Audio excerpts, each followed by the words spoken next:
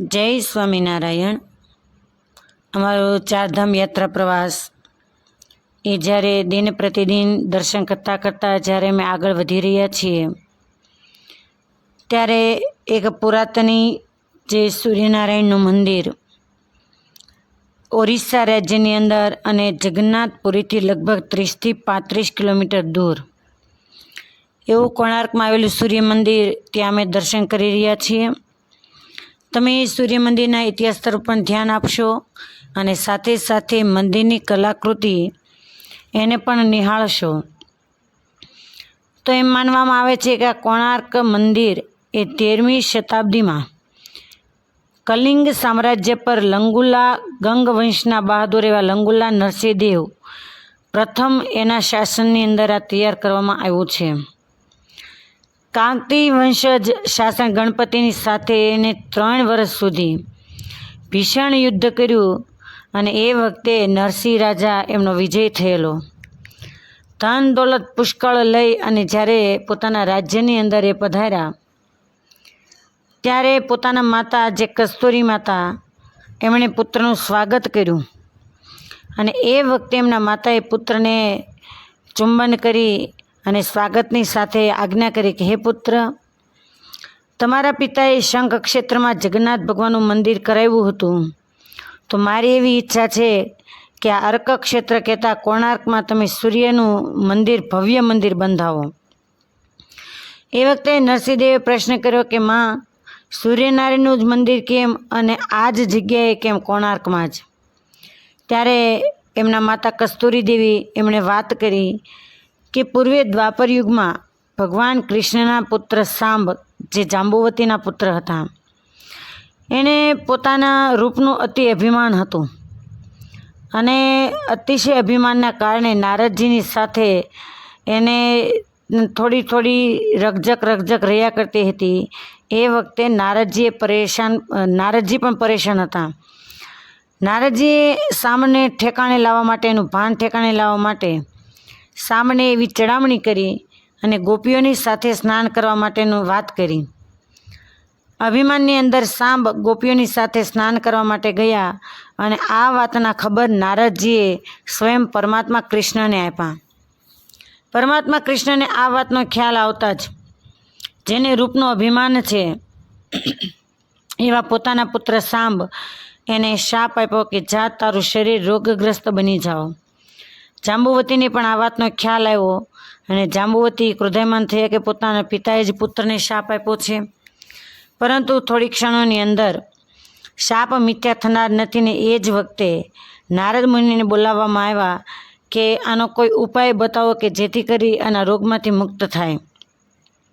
નારદજીએ એ વખતે એમને સૂર્યનારાયણની આરાધના કરવાનું કહ્યું કે જે જગ્યાએ સૂર્યનારાયણની પહેલી કિરણ કોણાર્ક પર પડે છે ત્યાં જઈ અને સાંબ એમણે સૂર્યનારાયણની આરાધના માટે વિચારી અને ત્યાંથી નીકળી ગયા।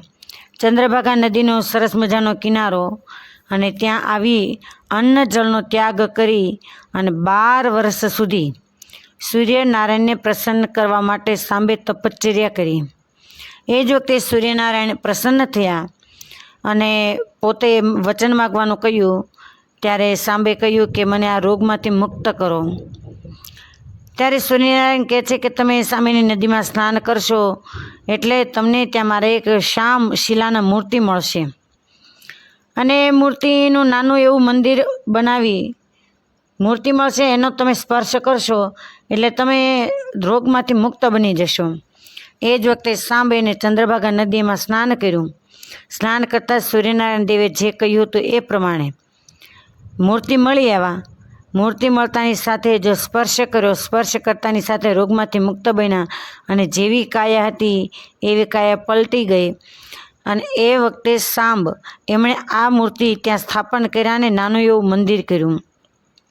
આ વાત કસ્તુરી દેવીએ પ્રથમ નરસિંહદેવ એને વાત કરી કે અહીંયા સાંબ નિરોગી થયા એટલા માટે તમે આ નાનું મંદિર છે ત્યાં વિશાળ મંદિર કરો। અને ત્યારે રાજમાતા કસ્તુરી દેવીએ નરસિંહદેવને એ પણ વાત કરી કે જ્યારે મારું લગ્ન થઈ અને હું અહીંયા આવી ત્યારે મારે પણ પુત્ર નહોતો અને હે પુત્ર, તમારો જે જન્મ છે એ આ સૂર્યનારાયણ દેવ એની આરાધનાથી એની પૂજા અર્ચન કરવાથી જ થયો છે.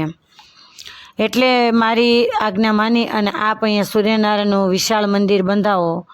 નરસિંહદેવ એણે માતાની આજ્ઞા માની અને સુપ્રસિદ્ધ શિલ્પકાર એવા સામંતરાય અને બીસુ મહારાણા એને આ કામ સોંપ્યું. પ્રથમ મંદિરનો નમૂનો બનાવી અને આ રાજાને આગળ બતાવવામાં આવ્યો. રાજા અતિશય ખુશ થયા અને એ વખતે આજ્ઞા પ્રમાણે ચંદ્રભાગા નદીના કિનારે સૂર્યની કિરણ પહેલી પડે છે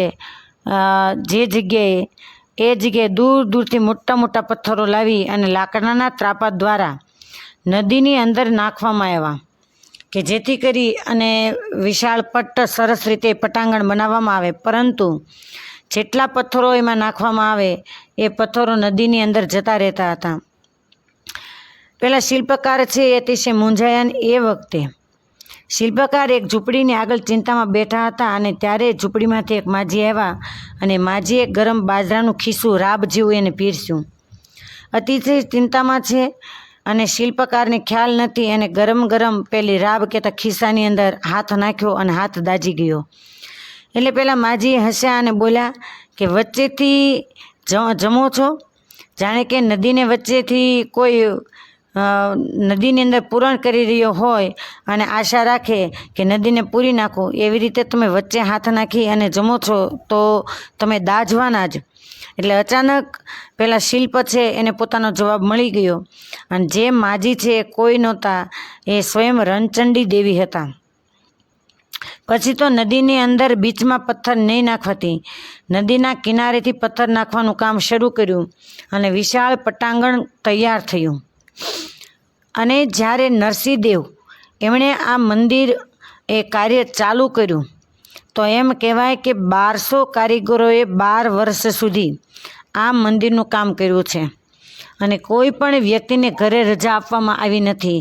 જ્યાં સુધી કામ પૂરું ન થાય ત્યાં સુધી મંદિરમાં જ રહેવું અને કાર્ય પૂર્ણ થાય ત્યાં સુધી ઘરે ન જવું, આવી આ નરસિંહદેવની આજ્ઞા હતી.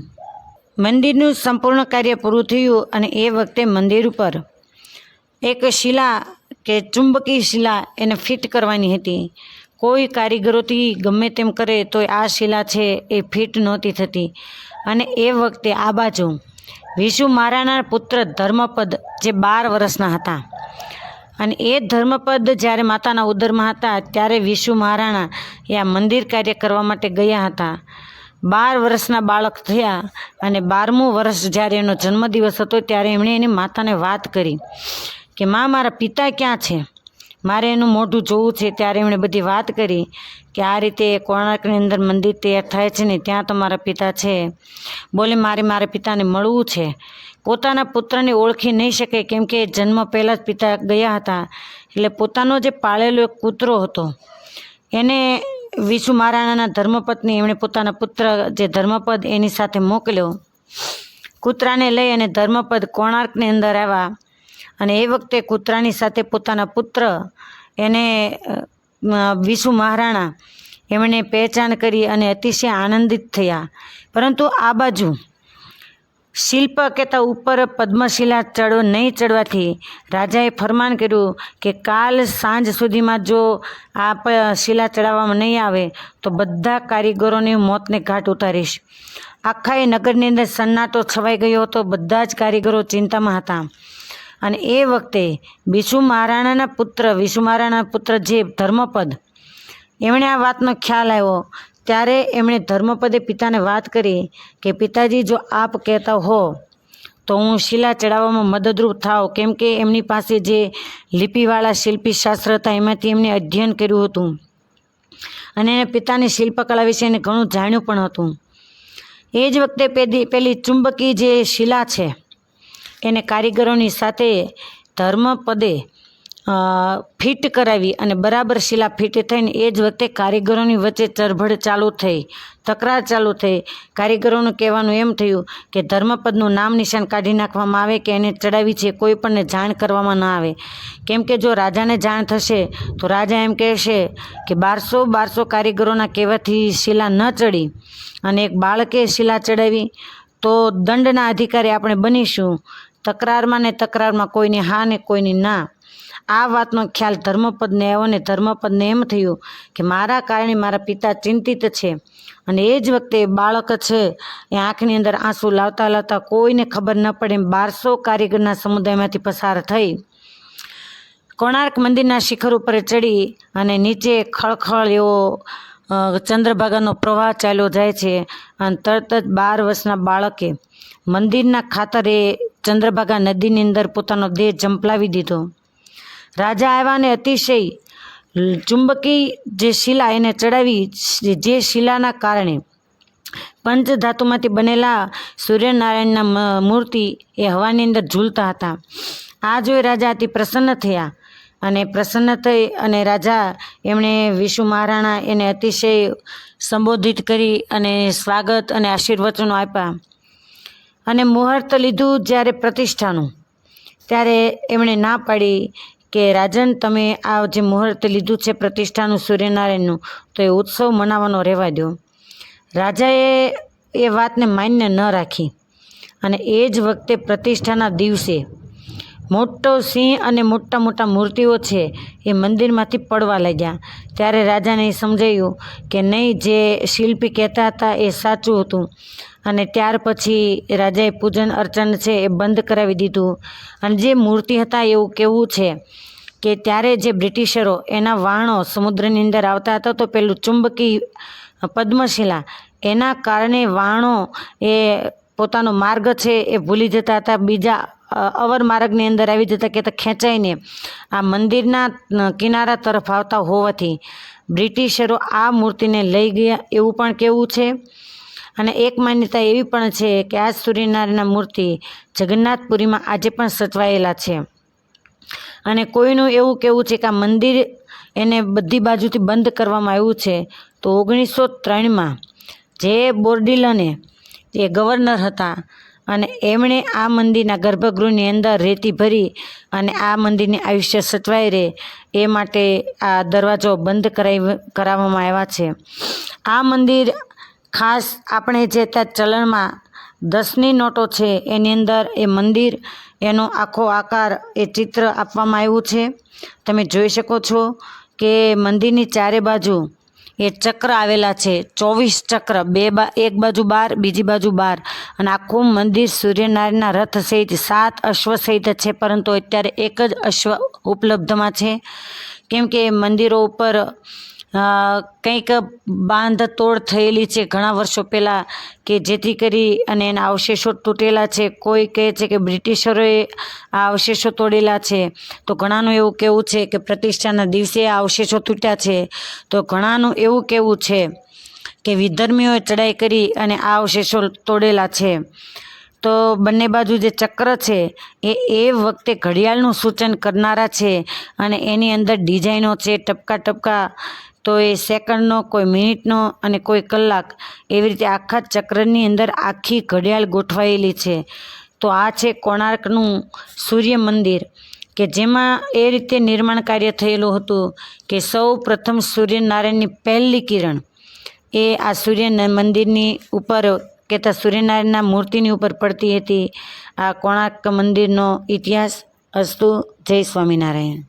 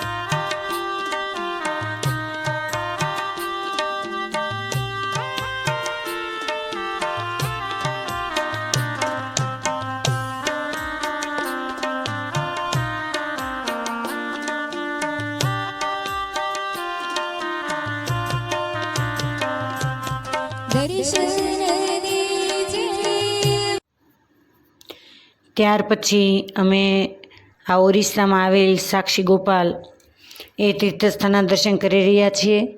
તમે મંદિરને નિહાળતા ઇતિહાસ તરફ ધ્યાન આપશો કે સાક્ષી ગોપાલ એ કઈ રીતે અહીંયા પધાર્યા, સાક્ષી ગોપાલ કઈ રીતે કહેવાયા. તો એમ કહેવાય કે ઓરિસ્સામાં આવેલ સત્યવાદીપુરમાં કૃષ્ણનું મંદિર કે જેને સાક્ષી ગોપાલ તરીકે ઓળખવામાં આવે છે, તો ત્યાં વિદ્યાનગર નામના સ્થાનકમાં એક વૃદ્ધ બ્રાહ્મણ રહેતા. એ સંપત્તિવાન હતા અને એક ઈચ્છા હતી કે મારે વૃંદાવનની યાત્રા કરવી, પરંતુ વૃદ્ધાવસ્થાને કારણે કોઈ સાથે આવે એમ પણ નહોતું અને યાત્રા કરી શકે એમ નહોતા. એ જ વખતે બાજુના ગામમાંથી કોઈ યુવાન એ વૃંદાવનની યાત્રા કરવા માટે જતા હતા. તો આ પેલા વૃદ્ધ બ્રાહ્મણ છે એ યુવાનના સથવારે વૃંદાવનની યાત્રા માટે ગયા. પહેલાં યુવાને આ વૃદ્ધ બ્રાહ્મણની ખૂબ ખતથી અને આનંદ ઉલ્લાસથી સેવા કરી. પેલા યુવાનની સેવાથી આ બ્રાહ્મણ અતિશય પ્રભાવિત થયા અને વૃંદાવન પહોંચતા જ ગોપાલ કૃષ્ણના દર્શન કરી અને યુવાન બ્રાહ્મણની પાસે પ્રસ્તાવ મૂક્યો કે મારી એકની એક દીકરી છે, હું તમારી સાથે પરણાવવા માગું છું. યુવાન બ્રાહ્મણે ના પાડી કે તમારા કુટુંબ પરિવારની સંમતિ સિવાય તમે પહેલાં વાગદાન ન આપી શકો. તમારા કુટુંબ પરિવારને પૂછ્યા પછી તમે તમારી દીકરી છે એનું વાગદાન મારી સાથે કરી શકશો. પરંતુ યુવાન બ્રાહ્મણની સેવાથી જેને આનંદ હતો એવા બ્રાહ્મણે ગોપાલ કૃષ્ણની સામે જ એને વચન આપ્યું કે મારી દીકરી હું તમને પરણાવીશ, એના સાક્ષી આ સ્વયં પરમાત્મા છે. ઘરે પાછા આવ્યા અને ઘરના માણસોને જ્યારે પેલા વૃદ્ધ બ્રાહ્મણે વાત કરી અને એ જ વખતે તમામ ઘર પરિવારના જે સજ્જનો હતા એમણે ના પાડી કે ગરીબને ત્યાં અમે એકને એક દીકરીને પરણાવીશું નહીં. દિવસો જતાં પેલા યુવાન બ્રાહ્મણને એમ થયું કે કદાચ આ વાતને એ ભૂલી ગયા હશે, એટલે એમને વૃદ્ધ બ્રાહ્મણને યાદ અપાવી કે તમે મને તમારી દીકરી આપવાનું કહ્યું હતું એનું શું. ત્યારે વાતની જાણ થતાં વૃદ્ધ બ્રાહ્મણ છે એના પુત્ર કહેતા કે જે દીકરીનું વાગદાન કરવામાં આવ્યું હતું એમના ભાઈએ કહ્યું કે મારી બેનને હું કોઈ રીતે તમારી સાથે પરણાવીશ નહીં. ત્યારે પેલા વૃદ્ધ બ્રાહ્મણે પંચાયતને બોલાવ્યું અને પંચાયતની સામે પેલા યુવાન બ્રાહ્મણ એની સામે પેલી દીકરીનો ભાઈ એમણે પ્રસ્તાવ મૂક્યો કે મારા પિતાએ તમારી પાસે વાગદાન કરાવ્યું એની સાબિતી શું, એની સાક્ષી શું. ત્યારે કહ્યું કે એના સાક્ષી એક ભગવાન છે. ત્યારે કહે કે જો ભગવાન સાક્ષી પૂરે તો અમે માનીએ. તરત જ યુવાન બ્રાહ્મણ એ વૃંદાવન ગયા અને વૃંદાવન જઈ અને ભગવાનની પાસે એને આજીજી કરી કે પ્રભુ તમારે સાક્ષી પૂરવા માટે આવવું પડશે. ત્યારે ભગવાન દર્શન આપીને કહે છે કે હું કઈ રીતે આવી શકું. ત્યારે યુવાન બ્રાહ્મણ કહે છે કે તમે મારી સાથે અહીંયા વાત કરી શકો તો મારી સાથે ચાલીને આવી ન શકો. અને એની પૂજા ભાવના અને નિખાલસ પ્રાર્થનાને કારણે ભગવાને કહ્યું કે તમે પાછું વાળું નહીં જોતા. ભગવાન એની પાછળ ચાલવા લાગ્યા અને બરાબર આ નગરની બાજુમાં જ પહોંચતા પેલા વૃદ્ધ બ્રાહ્મણ ભગવાનને પહેરેલા ઝાંઝર એના અણસારે જાણતા હતા કે પરમાત્મા મારી પાછળ આવી રહ્યા છે. પરંતુ નદીનો કિનારો આવવાથી ઝાંઝરનો અવાજ બંધ થઈ ગયો. એટલે યુવાનને શંકા ગઈ અને જ્યાં પાછું વાળીને જોયું તો પરમાત્મા ત્યાં જ મૂર્તિમંત રૂપે સ્થાપન થઈ ગયા. અને એ વખતે નજીક જ ગામ હોવાથી યુવાન બ્રાહ્મણે બૂમ પાડી અને તમામ ગ્રામવાસીઓ એને ભેગા કર્યા. અને ત્યારે યુવાન બ્રાહ્મણે વાત કરી કે આ પરમાત્મા મારી સાક્ષી પૂરવા માટે આવ્યા છે. અને એ વખતે પહેલાં ગ્રામવાસીઓ છે એમણે પણ આ વાતને માન્ય રાખી, કેમ કે ગામની અંદર કોઈ એવું મંદિર હતું નહીં. અને પરમાત્માની વાત પહેલાં બ્રાહ્મણની વાત સાચી છે અને ત્યારે ન છૂટકે પહેલાં વૃદ્ધ બ્રાહ્મણ એને પોતાની દીકરી છે એ આ યુવાન બ્રાહ્મણની સાથે ધામધૂમથી લગ્ન કર્યું અને ગ્રામવાસીઓએ ત્યાં મંદિર બંધાવી અને યુવાન બ્રાહ્મણને ત્યાં જ પોતાના મંદિરના પૂજારી તરીકે રાખવામાં આવ્યા. એની સાથે બીજી પણ એક કહાની જોડાયેલી છે કે વિદ્યાનગરથી સત્યવાદીપુરમાં આ ભગવાન કેમ આવ્યા. તો ઓરિસ્સા રાજ્યના ગજપતિ રાજવંશ પુરુષોત્તમ દેવનું રાજ્ય જ્યારે હતું અને ત્યારે કાંચી રાજ્ય પર આક્રમણ કર્યું અને ગજ પુરુષોત્તમ જગન્નાથના ભગત હતા. અને એ વખતે કાંચીપુરના રાજકુમારી પદ્માવતી એમની સાથે એનો વિવાહ નક્કી કર્યો અને પદ્માવતીના પિતા જ્યારે જગન્નાથપુરીની અંદર આવેલા અને ત્યારે રથયાત્રાનો દિવસ હોવાથી રાજવંશ પરંપરા પ્રમાણે પહેલાં રાજા છે ગજપતિ રાજાએ સોનાના ઝાડુથી રસ્તો વાળતા હોવાથી એના સસરાએ આ દ્રશ્ય જોયું અને પોતાની દીકરી આપવાની ના પાડી દીધી. અને એ વખતે પુરુષોત્તમ દેવે કાંચી ઉપર આક્રમણ કરી અને પદ્માવતીની સાથે વિવાહ કર્યો. વિદ્યાનગરથી મૂર્તિ લઈ અને જગન્નાથ મંદિરમાં સ્થાપિત કર્યા. અને જગન્નાથ ભગવાનને જે જમાડવાનો ભોગ એ આ ગોપાલ કૃષ્ણ કાયમ જમી જતા હતા. એટલે જગન્નાથ ભગવાને પુરુષોત્તમ દેવ રાજાને સ્વપ્નમાં વાત કરી કે આ ગોપાલ કૃષ્ણ મારો ભોગ જમી જાય છે, એટલે એને તમે સત્યવાદીપુરની અંદર સ્થાપિત કરો. અને ત્યાર પછી એ પરમાત્માને એ ગોપાલ કૃષ્ણને સત્યવાદપુરમાં કહેતા હાલનું જે સાક્ષી ગોપાલ ત્યાં પુરુષોત્તમ દેવ રાજાએ સ્થાપન કર્યા. એટલે એ રીતે વિદ્યાનગરથી સત્યવાદીપુરની અંદર આ સાક્ષી ગોપાલ તરીકે કૃષ્ણ પરમાત્મા આવ્યા, જેમને યુવાન બ્રાહ્મણની સાક્ષી પૂરી હતી. અને એમ કહેવાય કે જગન્નાથપુરીના દર્શન કરે પણ સાક્ષી ગોપાલના દર્શન ન કરે તો એને જગન્નાથપુરીની યાત્રાનું ફળ પૂરું મળતું નથી. અસ્તુ. જય સ્વામિનારાયણ.